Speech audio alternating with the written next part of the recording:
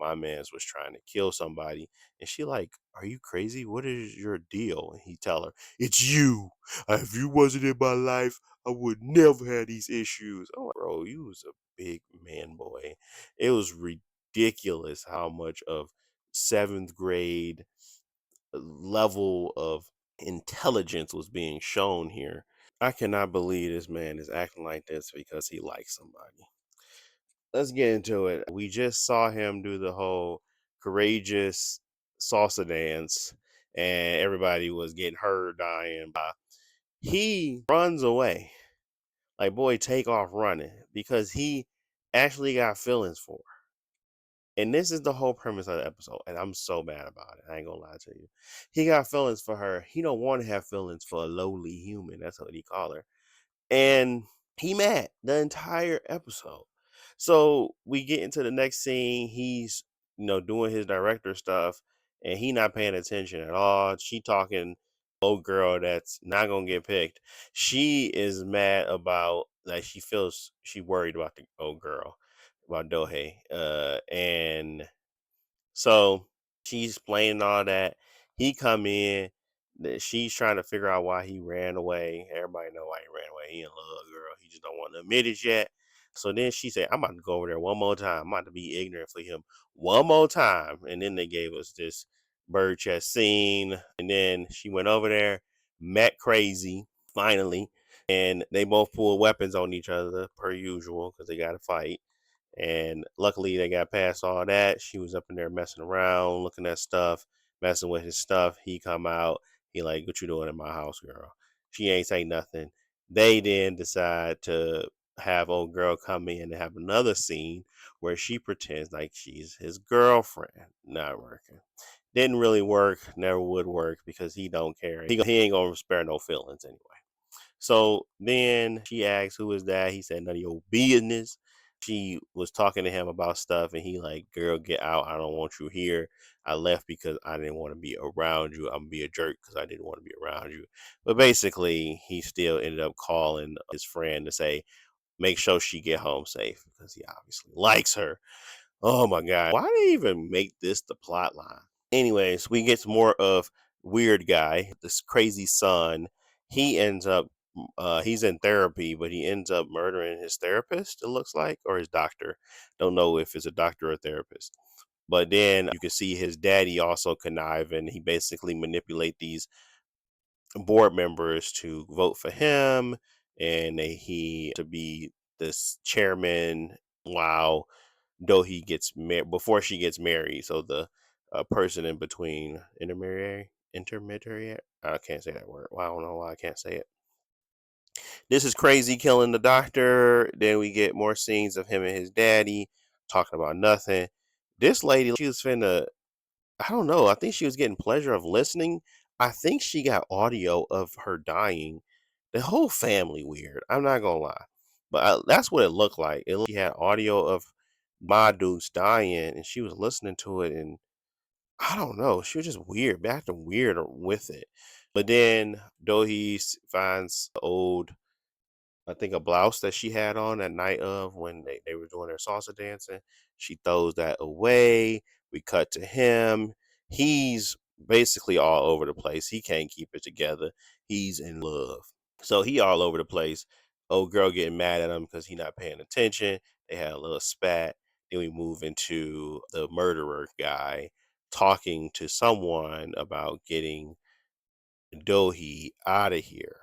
And he's like, you better, he's better than you. He's talking about the bodyguard, basically saying the bodyguard is pretty good. He said he's better than you. You need to get him gone. So then the whole thing where she's in the car, she's moody, she's not talking to this guy because he is rightfully so. He's a terrible human being. And then, well, he ain't a human, he's a demon, I suppose. So then old girl next to him was asking, what's going on? Why y'all so mad at each other? He pushes her into a room and closed the door. The kid is a psycho. And then he gets mad at everybody else, talks down to them, calling them slaves because they work a job and they like instant coffee. But then this fool likes the instant coffee. I'm so sick of him and his wishy-washy ways. And then we had his friend come up with some drinks, but he had a biker mask on, so everybody thought he was the killer. But no, it was just his friend. So he get attacked. And then everybody had to apologize because he got beamed up, Scotty. So he was in the room talking about, I didn't know I was going to be the culprit, blah. He's telling him, you're pretty stupid. And then they come in, apologize, all this stuff. They had a back and forth that was pretty funny. And then you could see the real murderer has arrived and he has a new mask on. So then they have the shareholders meeting and he's officially named the chairman with the votes, and that's cool and all or whatever. They say you ain't gonna be able to be here. And the daughter had to get her little talk in. She just talking to girl don't never shut up. But then she basically was saying like once I get married, you gonna have to give it up anyway, buddy. So don't get too comfortable. So once she say all of that, they all leave. Her friend that I still don't think is a friend was telling her about the financial statements and all that stuff and how problematic it was. Or no, he was basically saying, and it's later down the line, but they was talking about the financial statements. The bigger parts of this is that the financial statements and the demon being mad that they talking. Basically, he found out about a shipping container or basically some accounting fraud within the financial statements for the business. And basically, they're trying to help to get solved this situation. Then it's just Dohi and him again, and they have a little back and forth. She's trying to get some resolution on what happened with the police investigation. Nothing happened because they were useless. Obviously, the dude was changing his face. Then they go on a date. Oh my God, this is probably the worst date I ever seen in my life.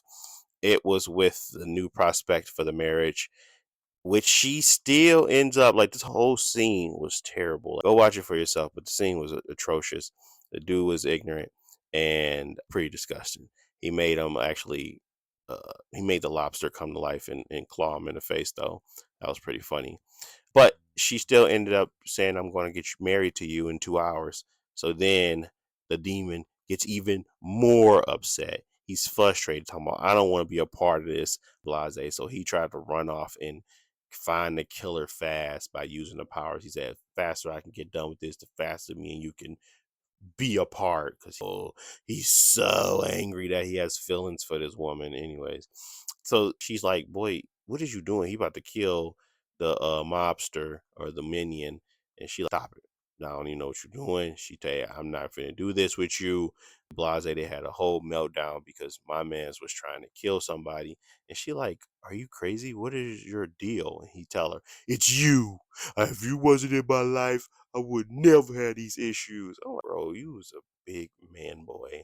It was ridiculous how much of seventh grade level of intelligence was being shown here. No type of no type of adulting happening. So she said, go on somewhere then. I'm out. I'm out E3000. You don't worry about me no more. You ain't my bodyguard no more. I was like, I was so happy. I clapped. And then he dipped. So then basically she went home and the murderer was there for her. She got caught, unfortunately, got pushed off the edge and he was dangling, but he was cutting the ropes and everything was pretty scary. But then all of a sudden, he pops up again out of nowhere to save her life. How does he know she needs help? I don't know, but he knew. So then now they had to do this weird thing because instead of prioritizing safety, they wanted to end with this scene of him holding the rail and picking her up. And literally, the killer was right up there cutting. Where the heck did he go? Where did he go? Did he fall? Did you push him? How are you on the rail when he was just cutting to make the rope break? Where did he go? So, anyways, so we're here. I'm pretty sure we're about to see the next scene where they finally probably be in a relationship, but who knows what happens next. Catch y'all in the next one.